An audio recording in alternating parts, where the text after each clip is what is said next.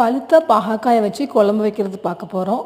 ஃப்ரெஷ்ஷான பழுத்து போன பாகக்காய்களை நீங்கள் எடுத்து க்ளீன் பண்ணிக்கணும். தண்ணியில் வாஷ் பண்ணிவிட்டு அதோடைய சீட்ஸ் எல்லாம் நீக் பண்ணிவிட்டு நீங்கள் கட் பண்ண ஆரம்பிச்சிடணும். இது ரொம்ப டேஸ்டியாகவும் ஹெல்த்தியாகவும் இருக்கும். நிறைய பேர் தூக்கி போட்டுருவாங்க.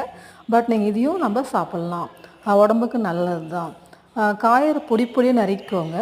இந்த காயோட பூண்டு, வெங்காயம், கருவேப்பிலை, சீரகம், பெருவெங்காயம், தேவைப்பட்டால் கொஞ்சம் புளி ஆட் பண்ணிக்கலாம். முக்கியம் மிளகாய் போடணும். மிளகாத்தூளோட மிளகாய் பொடி ரொம்ப டேஸ்ட்டாக இருக்கும் உங்களுக்கு. இது நிறைய பேர் சர்க்கரையை குறைக்கிறதுக்கு சாப்பிட்றாங்க. பட் டாக்டர் தேவையில்லாம் மருந்து எடுத்துகிட்டு தான் நிறைய சாப்பிட வேணாம். தக்காளி வேணுன்னா கூட ஆட் பண்ணிக்கலாம். இது போட்டு ஒரு நல்ல பாத்திரத்தில் ஃப்ரை பண்ணிக்கோங்க. ஃப்ரை பண்ணிவிட்டு புளி வேணுன்னா ஊற்றிக்கோங்க.